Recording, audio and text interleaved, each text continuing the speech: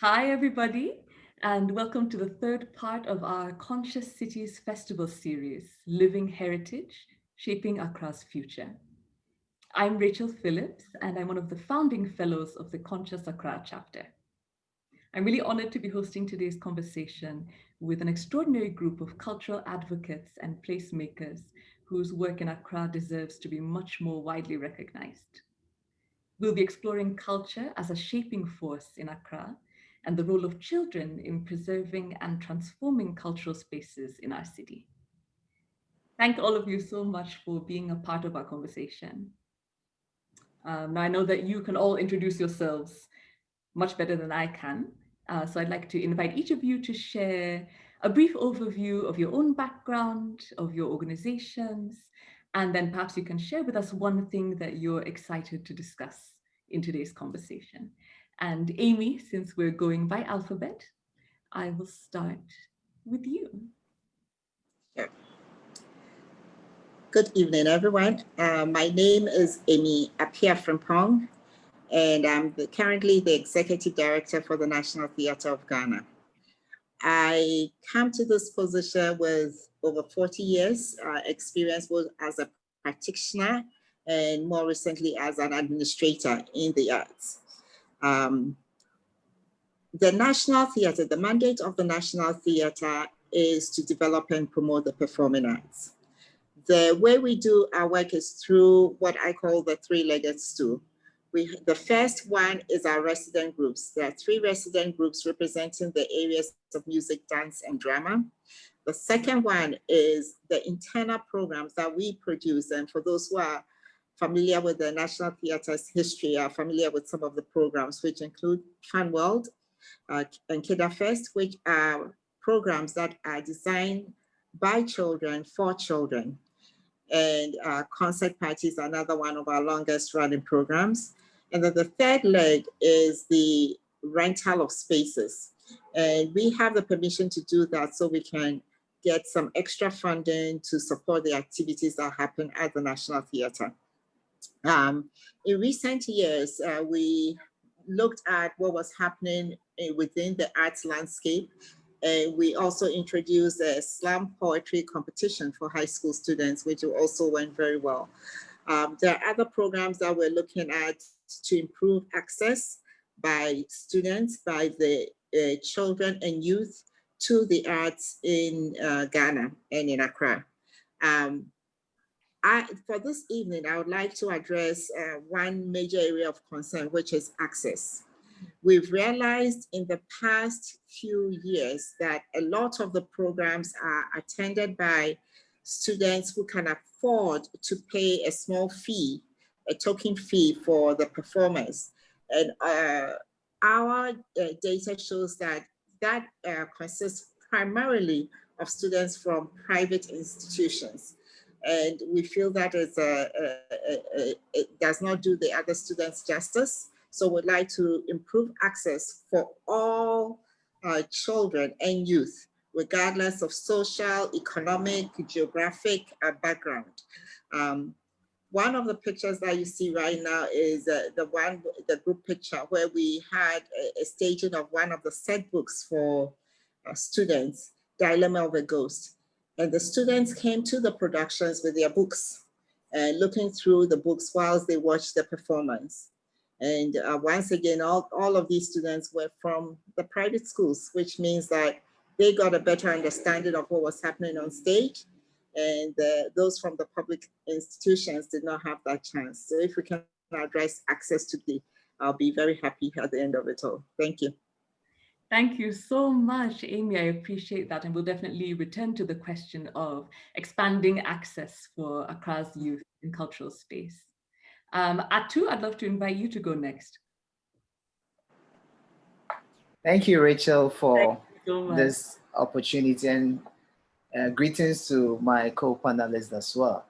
My name is Atuanan, currently one of the directors of the Foundation for Contemporary Art.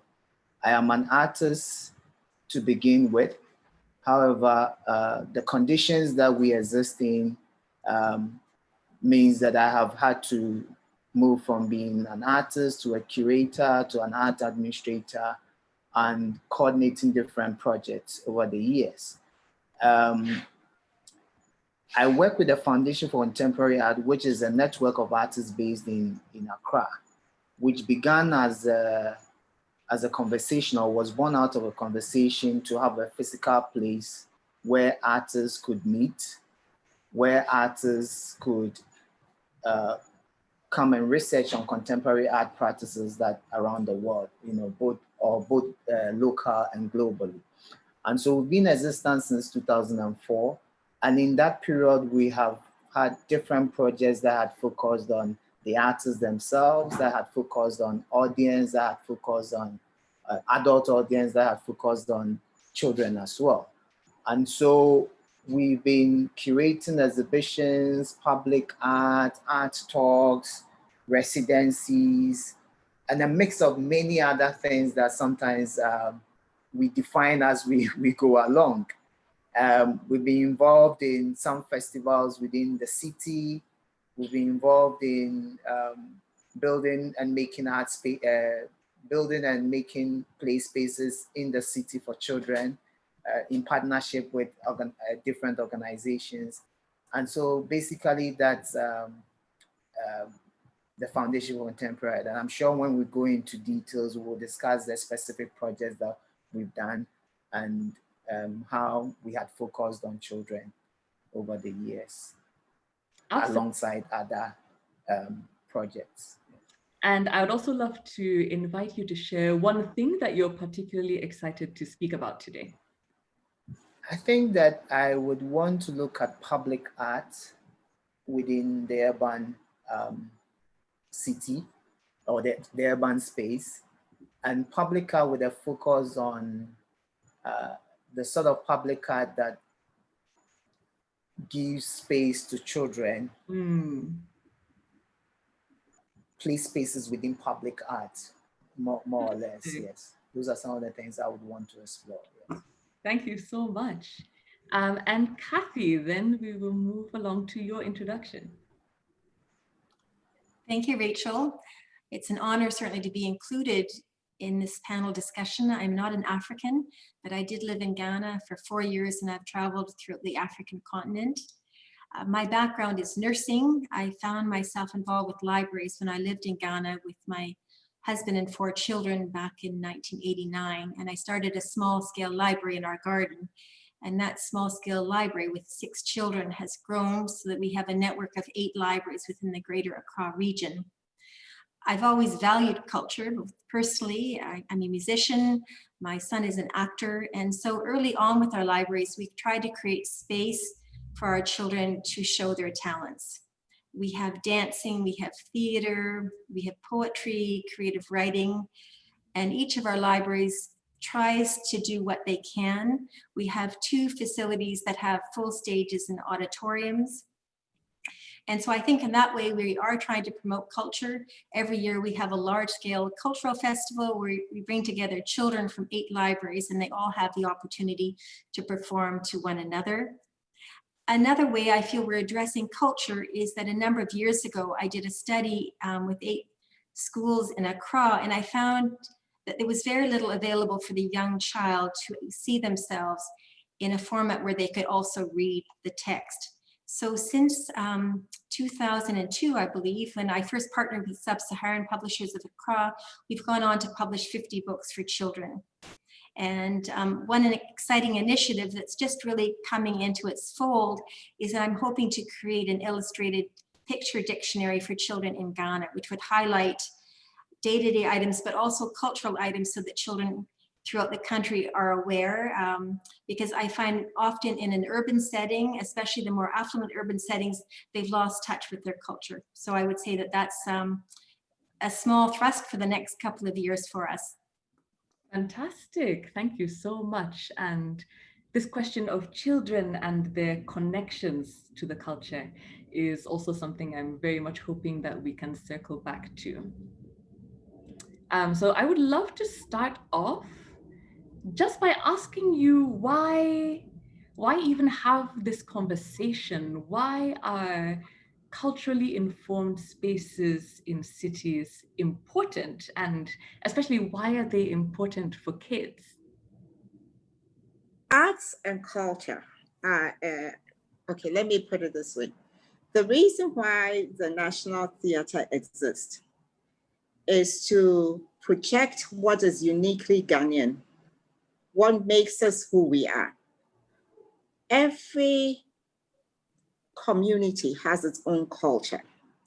There are different kinds of arts and culture. We have the traditional art forms, we have the folk arts forms, we have contemporary, we have modern, but all of these are influenced by who you are and knowing what history you come from. And from where I sit, I've realized that although there's a lot of growth within the arts and culture sector, there's also a lot of expansion into foreign art forms. And we're diving straight into the foreign art forms without really thinking about what our traditional forms are and how we can use that to enhance what we're learning from all other cultures. I'm not saying we shouldn't learn from other people, but I believe that when we understand who we are as a people, why things are important to us, that we're able to take whatever else that we're getting from outside and using what we have to influence it. One of the questions I ask a lot of people when they come to my office and they're talking about programs, I ask them a very simple question. Why do we wear beads around our wrist, around our waist? People now think it's a fashionable thing, but it emerged from a very practical way because, as my mom told me, the beads were worn by children. When you had a child, that determined whether the child was growing or not.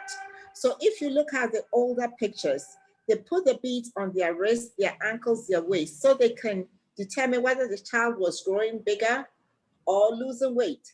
So it's a form of identity, and it continues throughout your life. If we have that understanding, then we know that it is not just a fashion statement, but it's coming very deep from who we are, and therefore you can relate to it. In recent times also, we're struggling with the role of religion in our culture, because if you take the same issue of beads, somehow people have translated that to be evil. And so it's looked at negatively. But if we have an understanding of what our cultural practices are, there is better appreciation of what they are, and then we're put in a position where we can share those practices and let people know who we are as Ghanaians. Thank you. Thank you. I really appreciate that. I mean, I'm speaking as a Ghanaian child, and this history of the way that beads are used in children's development is actually not something that I was aware of until 15 seconds ago. So it's just illustrative of how easy it can be to disconnect from some of this extraordinarily rich cultural information. And Kathy, you mentioned in your introduction, having observed a similar phenomenon, that you feel like many kids who are growing up, especially in urban Accra, are growing up with a cultural disconnect. And are there certain ways in which you kind of see that happening with kids, like ways that kids enter your spaces and are maybe unfamiliar with certain cultural traditions or even imagery that's used in your children's books? Well, I think in recent years, there's very little culture taught in the formal school setting, in the government schools. The children are not learning how to dance their traditional dances. And so at our libraries, we try to fill that gap. We employ people to come in and teach the cultural dances, teaching the cultural dances of the different regions in Ghana. Because without that, the children pass through school and they don't have any traditional dances that they can call their own, that they're familiar with. So I believe that you really need people to value that. And we have always valued that through our libraries. Now our libraries are partnered with municipalities, district assemblies, but if you ask the leaders in district assemblies if culture is important, if cultural dance is important, I doubt very much they would put that high on their priority list. You know, we do, but it would be nice to think that, you know, those in leadership positions also valued what we're doing. Interesting. So it's not really showing up as a national priority in terms of education, in terms of programming, in your experience. Interesting. And Atu, can you speak to that from the visual arts? Well, yes.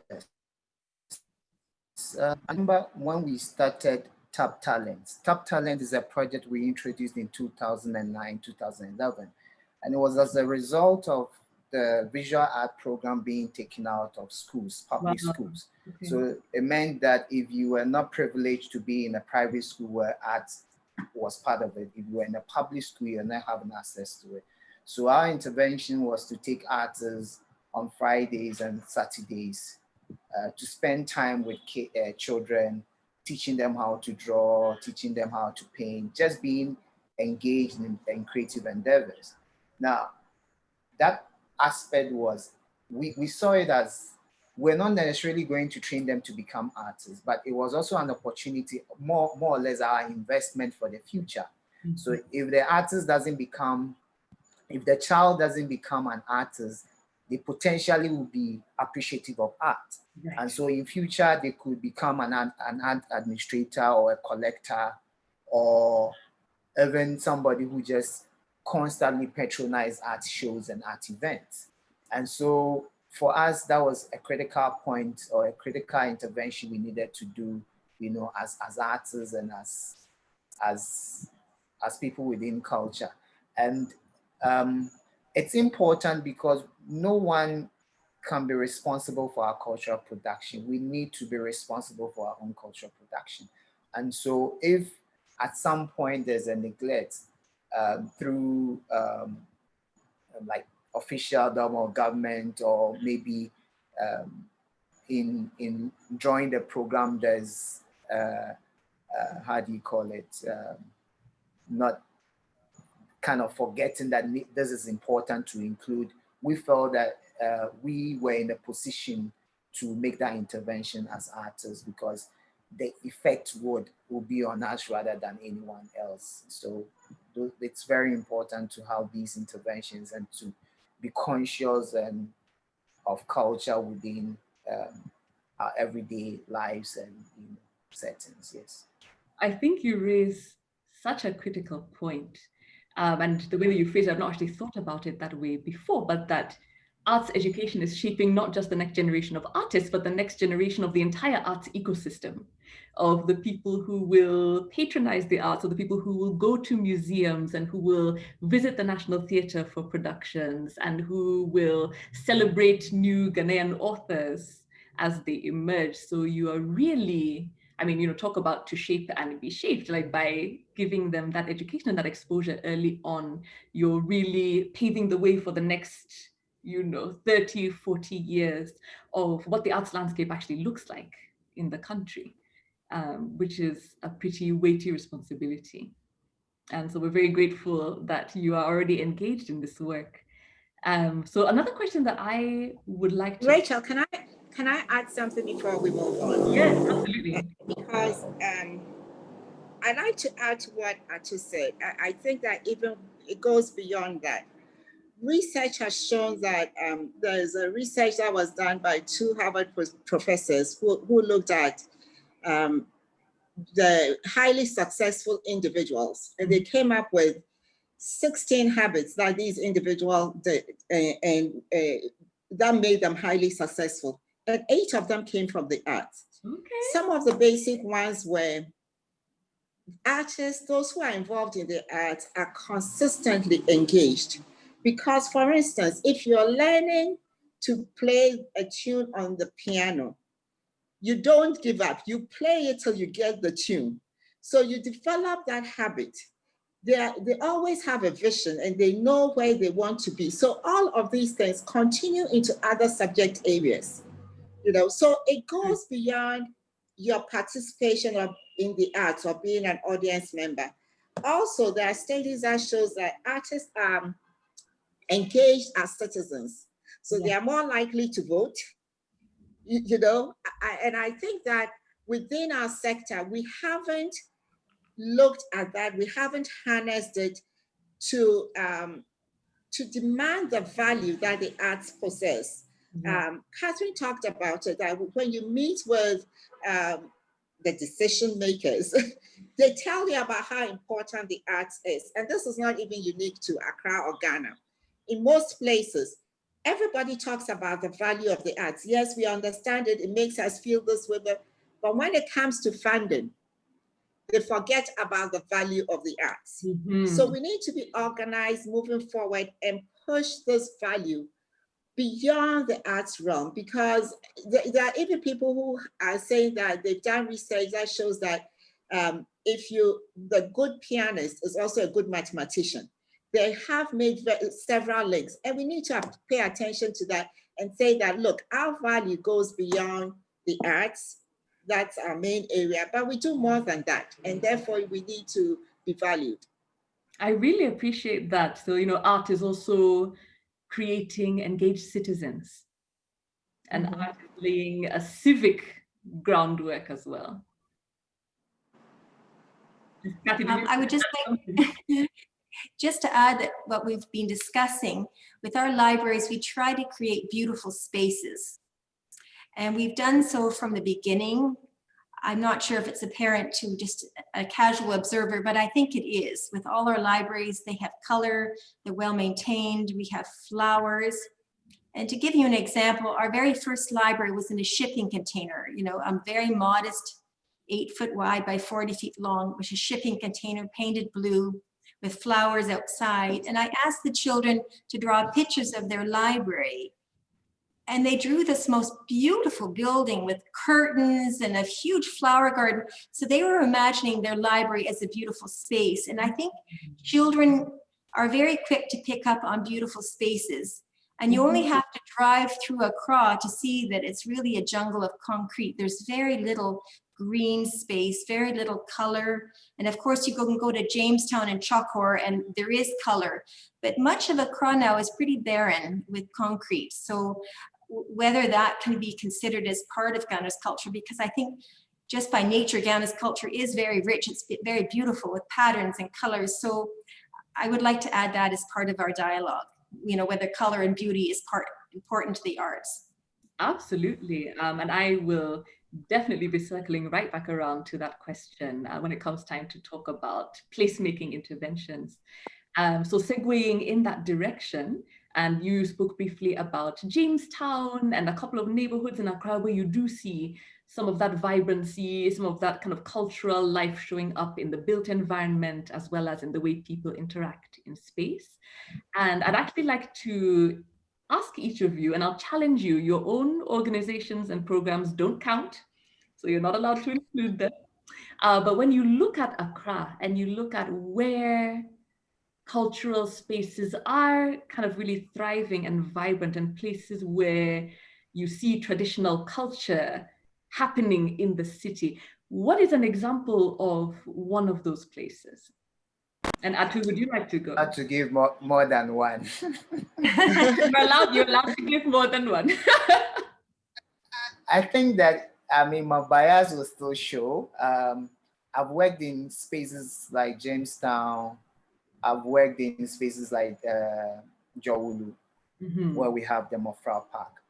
And for me, I can see how in a place like Jamestown, where there are very little open spaces, there are spaces, but very little open spaces as well, you know, and how even in those constraints, people make use of what they have, they are available, are quite inventive in the use of those open spaces. And for me, it's a living thing. Like you find life in those spaces. It's life constantly, day in, day out. You find children they would not have the swing, the slides, but invent things themselves to play with.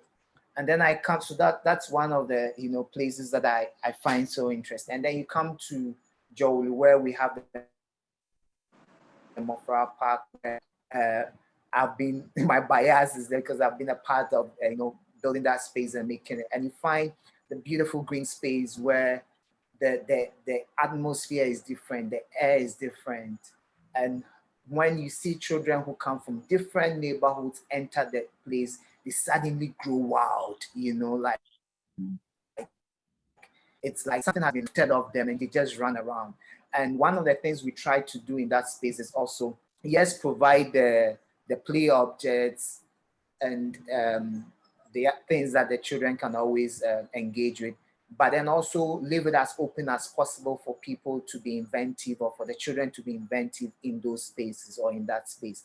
And so I've seen these two different places and how children engage, and for me, it's these two places are one, they are my favorite places. In Mofra, you can sit and think and relax and hear the birds sing. When the children come in, they are such a sight to see run around in the wild, of course, in a safe place as well.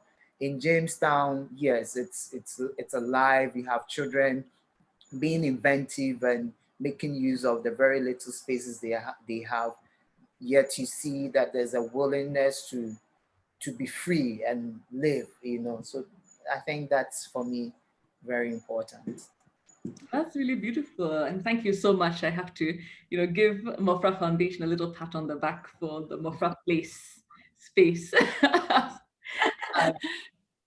Thank you.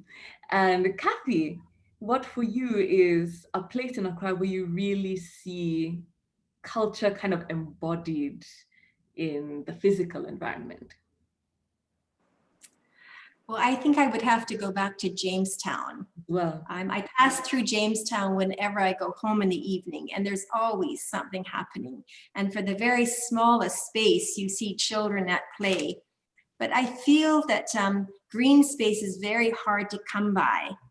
And what you've done at your park is unbelievable. I was completely in awe when I stepped on the grounds of your park.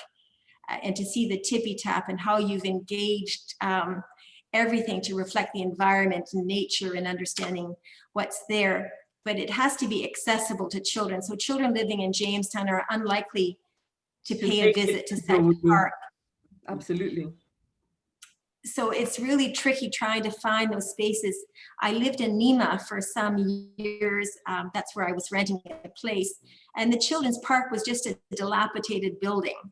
But in that space, they were able to be creative. They had stores for each other. They played football. So it's really giving children a space. And we don't always have the luxury of green space. But I'd like to task the city of Accra to see what spaces are they allocating for children. Because apart from the FW Sutherland Park and the park you've established, there's almost nothing. So I'm not sure if there's funding available. Developers are always wanting to go for the land that's there because land has value. And a children's park doesn't bring in the income and taxes that the government wants. But I think it has to become a high priority for that to ever happen. Otherwise, we'll lose it completely. A really important point. And absolutely, I know that there is a lot of advocacy happening in the city around this question of space and how we expand actual physical spaces as well as children's ability to access them. But it's an uphill battle, and in a city that is developing at the rate that Accra is, without that laid out as a key priority from the beginning, it can be very difficult to retroactively get those spaces back. And that is a conversation actually that another of our panels will be addressing in more detail here in the coming days as well. Amy, I would also love to ask you about places in Accra where you see culture thriving. I'll say my favorite spot right now is there's a park in Ghana. And on Friday nights, there's the team of elderly people who teach the youth some Bobo songs. Hey! And it's whoever comes is whoever they work with. on every Friday night. And after I noticed them the first time, I realized that there are places of that nature. They are more pop-up rehearsal spaces, and they tend to be any space that is available. And with a few people, the children just walk in, and it's really exciting to see that. That's so fantastic. And I love that Yep. there is the intergenerational component, right? Like you Mm-hmm. have elders who have gathered and have said, come, and whichever youth show up, we're going to share with you the things that we. That's really beautiful. And I'm really glad that that is happening in various corners and parts of the city. So, obviously, we've established that this is happening in Accra, and there is an extraordinary amount of invention and innovation where, even though people do not have dedicated spaces, they are nevertheless creating, and sort of culture is really thriving in spaces that people carve out for themselves. But I would actually then like to turn to the question of how your organizations then are engaged in actual cultural placemaking, and especially how children are involved in that. So, from each of your perspectives, what have you actually done that is impacting the physical landscape of the city, and how are kids involved? And shall we go in reverse order? Atu, I'd love to invite you to begin, because I know that with the public art aspect of FCA's work, you have a very visual impact. Yeah, our public art, I mean, it started off with just we just wanted to move artists from their studios to be a bit more engaged with audience, a broader audience, and their communities, the communities they lived in. And so it was a very intuitive, very, driven by passion. Hey, let's get out there. Let's have open studios and create these spaces and work with communities. So one of the first places we entered was Jamestown. And we set up the studios, or our easels, our canvas, all started working. The first people that would always draw near are the children. Yes. And there's no they are curious. They want to find out what it is, and they are the first people to want to pick up a brush or pick up anything available to want to try it out, and so that was our entry, or what sparked our public art interest, or got us into public art.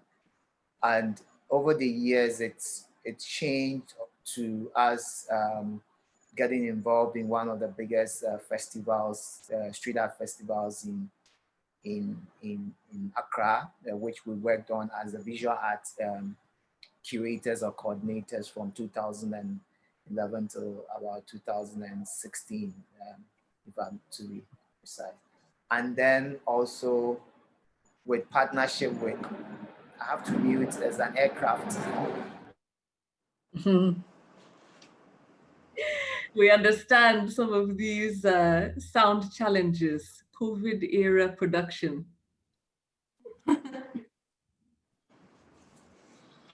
Yes.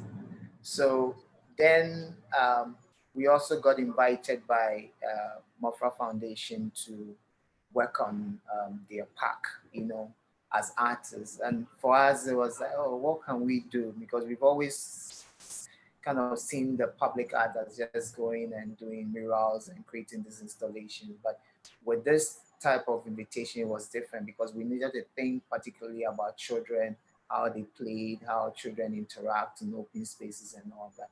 And so we had to go on to get artists to think of play objects, to think of how to make it even visually attractive to children. So we moved on from building the Mofra Park itself to building, developing, making interventions in Nima markets to Malata and all those, and some other places. And so that's more or less how we function. In the last couple of years, we've been rethinking how you know, to be involved and how to, of course, um, focus more on the children in a different way. And like I said earlier, if I give, then what we do with the kids becomes our investment for the future. Right. And so with the children becomes our investment for the future. And so we're looking at building these spaces or fab labs that children can come in Okay. and engage as an intersection between art and technology, you know. And so we've developed a number of proposals and a number of ideas, and we're looking at different communities where we can have this makeshift or mobile maker spaces where children can just come in, or young people can come in and you know, try the making things, and you know, it kind of also move them away from some spaces or in some areas where they are just stuck behind their screens and just, you know, not in some areas where it's just playing, but how do you turn that play into something can be a bit more productive, you know? So because we also realize that the children in certain neighborhoods are very inventive by taking maybe empty milk tins or throwing away juice bottles and making maybe cars out of them or making other sculptures. But so how do you take this and enhance it or make it to begin to let them think in almost like a structured way, or begin to think through what does it mean to do a design, how does it mean to think through it, and you know, shape some of these ideas that you have. And so these are some of the things that we are thinking of, building on from what we've done in the past and what we want to do in the future, even with kids. It's really exciting. And especially, I think that the element of the intersections of art and technology, and Yes. how do you ensure, right, that the technology that children are using, that you're able to harness that in a way that includes the arts and that includes culture, and that doesn't end up kids just exclusively stuck behind screens for 10 to 12 hours a day. What are the Yeah. best parts of technology that you can use to actually broaden the impact of artwork? Exactly. Exactly. That's really Exactly. Yeah. And the word is to broaden. It's not to because sometimes also when people step into some of these interventions, they tend to kill the creativity of children by saying, okay, this is how you do it, you don't do it that way. But ours is to broaden and open up, you know, the ways and say, look, you can be as creative as you want, you know, and begin to kind of shape and give them other options to look at.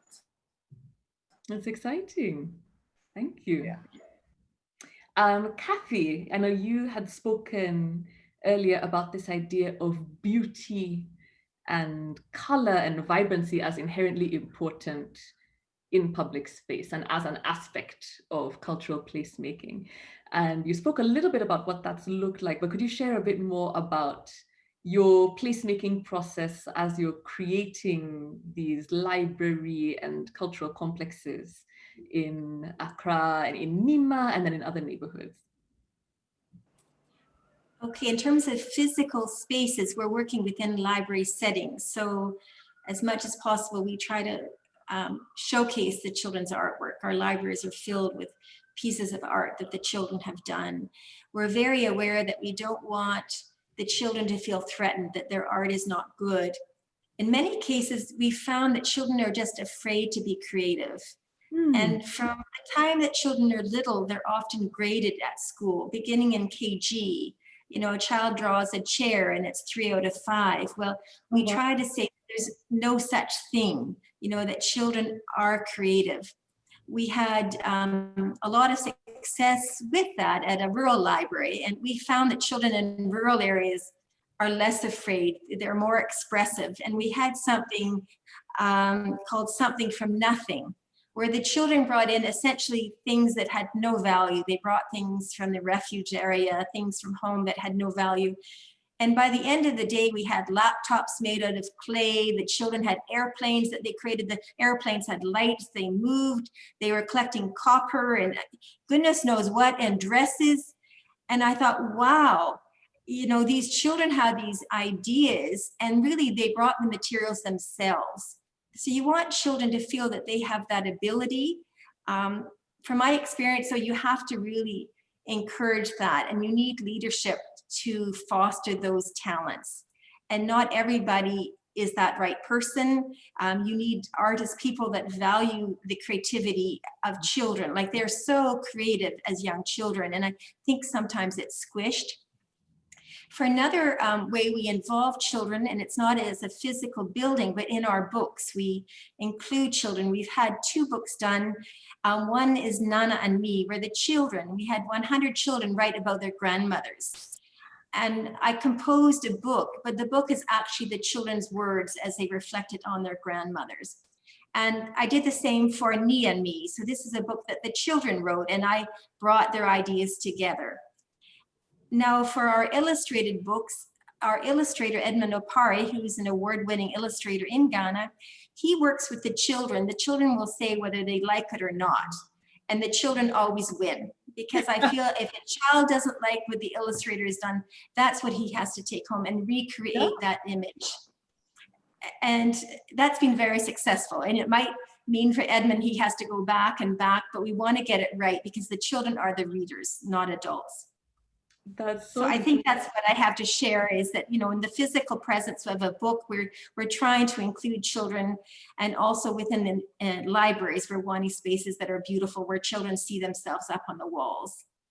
Right, and there's sort of a cycle of positive reinforcement, that the more they see their work being celebrated by the adults in their lives, and the more that they hear positive feedback that says like, wow, this is actually such a good idea, that we're going to incorporate it into a physical object that you can see. Like, your words had so much worth that we made them into a book, and your art was so valued that now it lives on the wall where everybody can see it. You know, that only enhances their courage, their creativity, their confidence for the next round of challenges that they tackle. So that is hugely important. And as you say, it's so important to have a cadre of adults who are capable facilitators in that way, and who have that capacity to cultivate and encourage their strengths. That's fantastic. Amy, would love to hear from you about the National Theatre and the ways in which you're using theatre, drama, dance, cultural practice with children to create spaces in the city. I mentioned Fun World and Kidda Fest earlier on. These are 2 of our longest running programs at the National Theatre. I think that with our strategic plan, we decided that one of the ways that we needed to go was to really broaden our reach, which meant that we needed to look beyond those who were already engaging. We also felt like in the broadening, to keep those who were already participating, we needed to deepen the relationship with them so that they could grow from where they are to the next level. And we also needed to diversify both our offerings and the people that, and the way we actually presented our programs. So some of the areas where we were now going to look for strategic partnerships within communities so that we could present or engage the youth within that area. Because I think that what Fun World and Kidda Fest does is actually, it gives the children the chance to explore who they are. And I mean, with these programs, they take on the role from MC, you know, to the program director, to all the dance, the creative process, and they are just guided by 1 or 2 adults who will just tell them when they need help, what to do, how to take the direction in which to take it. And their own peers are in the audience judging their performances. So it's not by some adults, they are there judging the performances. So it's really empowering for them. It's just that like I said earlier on, we seem to be reaching a certain group of people and we need to expand that.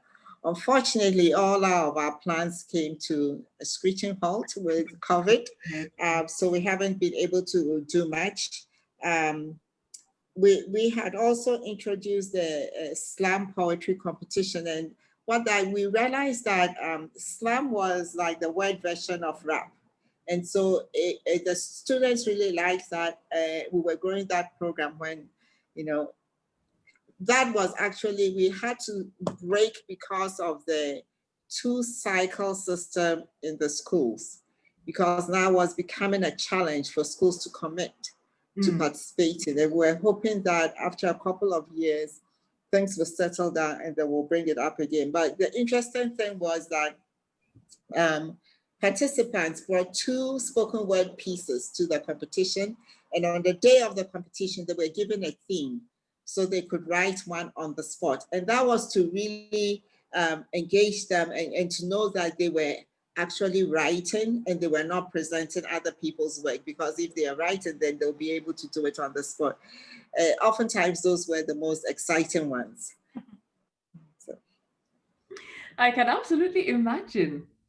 And I know it must be very difficult with COVID and the way that that's currently impacting cultural work and the ability to gather. But it's really exciting that this strategic plan is actually in place and is really thinking about these questions of access expansion. You're all such good panelists, because I had a follow-up question and it's like all of you have answered it in the in the ways that you've talked about your programs, but I would love to just mention briefly the ways that I've sort of heard you respond and then ask if there are things that you would add. So my question was going to be, how do you think that we will be more successful at engaging children and youth in cultural placemaking in Accra? What are some of the strategies that we can use to really expand your audiences, expand your reach, get kids more excited about cultural activity and about Ghanaian heritage activity? And I think that you've each already spoken to that in some ways, with Atu talking about the idea of meeting kids where they are, as a highly technological generation, and like very young kids are highly adept at using technology. And so how do you create spaces that bring arts and tech together? That'll be something that is very attractive because it is inherently accessible to kids who have grown up in a digital era. Talking about giving children ownership and letting children lead in these spaces. So inviting them, as Amy was saying, to actually take on these roles of, you get to direct your own productions, you get to tell us what you want to see happening on stage, and then we are going to help you make that happen. So facilitating children's leadership and validating their creativity, as Kathy was talking about, showing them how much you appreciate their insights and their creative work, and then acting as adults to really just provide them a framework within which they can be creative. But are there other strategies that you would add that you think are going to be important when it comes to expanding cultural placemaking with kids at the center? I believe we can be successful if we acknowledge the role of social interventions within some communities. And by that, I mean that, for instance, incorporating time for homework as part of whatever program that you're offering children a snack when they are at the place. Because we're looking at the communities that I'm looking at are mostly underserved communities with issues, and so some of these social issues have to be addressed within the programming that you're offering. Otherwise, it can prevent children from participating in the program. So Yes, we work in the arts, but sometimes we are social workers and we need to take on that role. Right, absolutely. And I think, you raise a really important point that there's a fundamental set of needs that must be met before a child has the space and kind of the freedom of mind to be able to engage in creative work. And sometimes that means, we need to eat before we start talking about theater and dance. I think that's huge, and it's really important not to forget. Kathy. Well, I would like to address the role that parents have to foster all of this, because from our experience, not all parents value the role that arts play. Mm-hmm. And I know that, Amy, you quoted some statistics as to the 8 points where, children that are involved with the arts, they do better. But how can that message hit home? Because we have a lot of exciting programming through our libraries, but a lot of parents will be reluctant to let their children come. But if they only knew that it was such an enriching activity, and I don't know how that message gets put across, but whenever you're working with children, you have to work with their parents. If the parents are not on board, it doesn't matter what programming you have, those children won't come. Absolutely. So I don't know how, in terms of social media, parents can be made aware that art is very important and it can play a crucial role. Your daughter that plays a musical instrument may in fact be the best doctor, because music is correlated with doing well in your studies. Right. So if that can be maybe touched upon, because that's the one issue we're finding is we do a lot of things, but if the parents are not permitting their children to come, there's an obstacle there. Completely. That's huge. Getting parents on board as advocates and getting them excited about the beneficial impacts that all of this work has on their kids in all these different facets of their lives is, yes, a huge component of making these programs successful, for sure. Atu, from your side. Yeah, I would want to look at dealing with it from the point of the physical spaces, reclaiming the physical space, and I say this having in mind play spaces. And I think that growing up as a child, every block had an open space just designated for playing, but for kids to play there. And over time, we've seen these spaces encroached upon and built on, and so therefore accessibility is limited. And so, for instance, if you want a green space and you live in Nima, it means you need to come all the way to Jolu to be able to have that green space to play and all that. So for me, it's reclaiming those spaces, and it's almost a radical thing, because it means that you must break down buildings of building people who have encroached on these spaces. You must punish them by tearing down those buildings and those structures that they've put in these places that were meant for playing. I also would want to look at collaboration as a way of expanding the audience, because if I could collaborate with the National Theatre on a project, or collaborate with it means that I would be in FCA, but of course I could have extensions working in Nima or Usu or the National Theatre.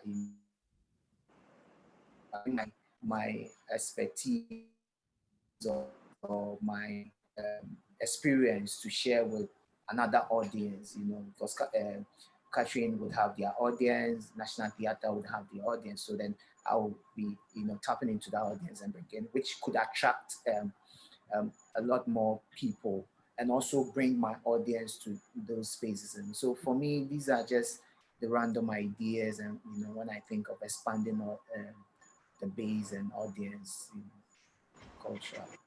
Yes. Yes. And I think this is actually one of the things that Conscious Accra as a chapter is hoping to encourage. One of the things that we're really excited about is bringing together practitioners in all these different areas and having them actually meet one another, become more familiar with one another's work, and find paths to collaboration.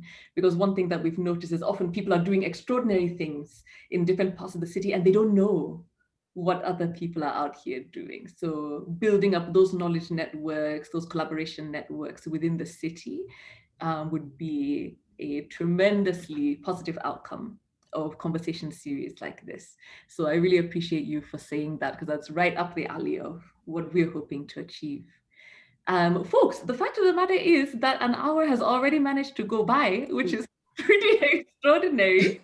And I don't want to take too much more of your time, but also building off of what Atu just said as kind of a parting question. One thing that I would like each of you to speak to is this: what kind of support do you need to make these visions and these upcoming projects and these initiatives that you're planning a reality? And what are ways that the folks who are watching this conversation may be able to learn more about that work, get in touch with you, and offer support? Before I talk about what I need, I think that as a network, as a community, there are two things we need to do. One is to begin to talk about the value of the arts, the value of our arts and culture, because we can ask all we want, but if the decision makers don't recognize the value of what we do, we're not going to get it. So that's the first one. The second one is the economic impact of the arts. Having them understand what having the arts in the communities mean. For instance, if you opened, let's say, a dance class in Nima, the number of people who are going to go over there, the restaurants or snack shops that can happen around there in itself creates a business space because you have one arts event. When people attend performances at the theater, I tell them, yes, it's great, the gate proceeds, the people who are being paid in the theater, but we often forget that, for instance, as women, if we're going to a production to see a performance, we usually will do our hair, we'll do our nails. Sometimes we sew a new dress. All of these sectors are being supported because of that one production. Not only that, some people will go out to a restaurant before, the parking attendants over there that evening. There's a lady at the National Theatre who sells popcorn and has been there since the theatre opened. If it was not profitable, she would not be there. Wow. All of these sectors are being supported, but we are always looking at the gate proceeds, you know, the impact of if you open the museum, well, you can't charge much. So what does that mean? That value, that economic impact, even when you have, let's say they're attending a visual arts class or an exhibition where there are no gate proceeds, the parents are driving, they are buying fuel, you know, so we can capture all of this and use that to build value for the arts. Mm-hmm. That way, when I'm going in and I'm asking for money so that I can bring my students from Nima to see a production that is being put by a South African group, I can get that money for the bus. You know, I can, when I'm offering a class over there, I can get the funding for the snacks that I'll be offering them. But before we can get all the things, and mostly it's having money and the logistics. If we're teaching music, we need the instruments, and most students cannot afford it or the space. But we need these two things to happen before we can get all the things that we need. It makes a lot of sense. Just better data collection and better storytelling around the extraordinarily wide impact that the arts have in society, in physical space, and in economics, which is, yeah, I mean, I love the thread that runs from a seat at the National Theatre through, tailoring and textile and fuel and all of these other sectors. That's a really interesting and expansive way to look at it. Thank you. Kathy. Well, I would like to tag on to what Amy had said about the impact. Well, some years ago, there was a free performance of The Legend of Akusika by playwright Martin Owusu.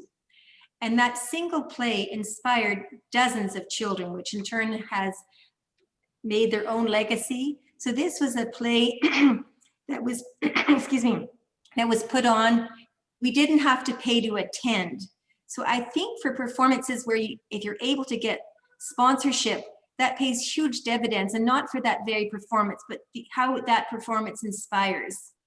Because since from that single performance, we had children at NEMA learning the production. We had the playwright coming from NEMA. The children themselves went on to become professional dancers, some of which are now performing at the National Theatre.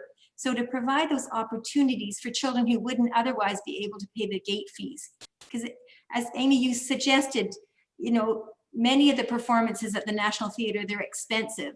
And so when you're working with communities where the children don't have that means, to have some opportunities where it opens to the greater community, it pays huge dividends to inspire. So I think from what was said there, you never know where that drop will create the ripples. So I think we have to keep working at it. And as I said, to get parents on board, how will they feel that by their children going to a performance, how will that nurture them? So, and that's a difficult task. How do you transform that attitude? But I think we know the results. It makes a big difference for children to have those opportunities. Absolutely. Thank you. Yeah, strategic sponsorship. And I feel like, it's an early stage investor thing. You can start with a relatively small input and then you'll have extraordinary results from those early partnerships. Thank you. And Atu? I guess a lot has been said. But I'll still say something. And I think about it and I look at Kida Fest, for instance, and its impact. And you look at musicians who have become like the gurus, the Batman, Samini, Shatawali. They're all products of Kida Fest. And at a point in time also, a program like Things We Do for Love, which had a cast of very young actors like Ajitian and Jackie Apia. They went on to become, the star actors and actresses that we have or have had in for some time. And so you cannot underestimate of having children, be engaged in creative endeavors at a very young age. And so for me, it says something that we must build the structures, because Kida Fest, when I was growing up, ran for a long time and then it stopped.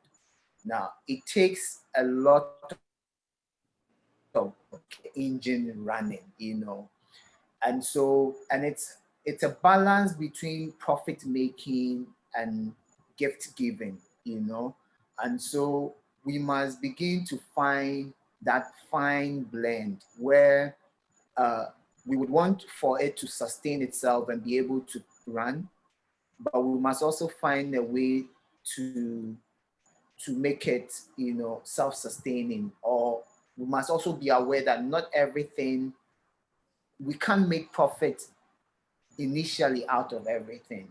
Mm-hmm. And sometimes, there's a danger that we are running into now where everything, and if the thing is not going to bring in millions of dollars or CDs, then we are not looking at it. Mm-hmm. And for me, that's a real danger we must look at, because what's going to happen is some of the things that we talked about, where accessibility is limited, where you only very few people who are privileged can have access to it. It also leads me to the place where we must also look at decentralization. I know it's become like a buzzword. It's something that people, politicians or a long time, but with no real meaning. But if you imagine the system of community libraries and community centers where plays can happen, where performances can happen, where, you know, events can happen, where visual art workshops can take place, then it really answers the question of accessibility, because then I don't need to move all the way to maybe Isleon or Dansuman to have, if I live in Nima or Jamestown or Canton, to have access to a performance or workshop. It's right there in my community and I can have access to it. There's almost also a kind of a continuous engagement. It's almost like something we can't ever stop. We need to engage with people within the communities. We need to engage with policymakers. We need to engage with politicians. It's almost like something that we have to deal with, you know, forever. But it's important if we are to get anywhere.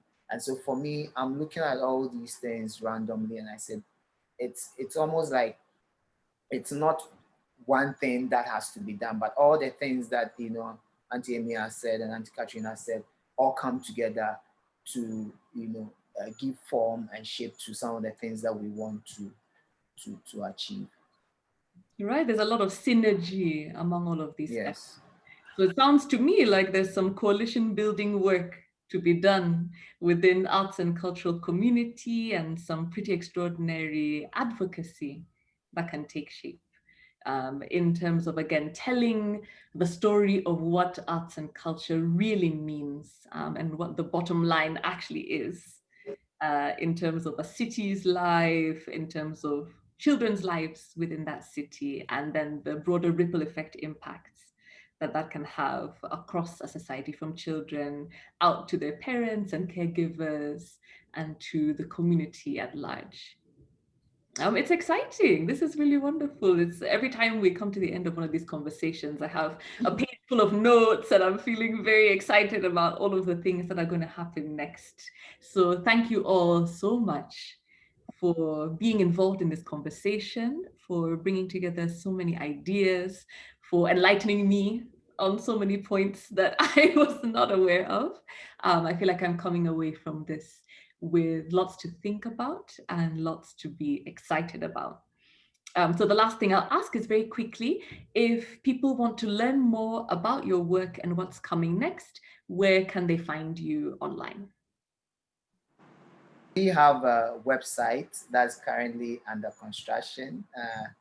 We had to take it down to kind of do some updates. But regardless, we are on social media, because everyone is on social media these days. It looks like that's where the real action happens. So we are on IG, Instagram, we are on Twitter, and then we are on Facebook.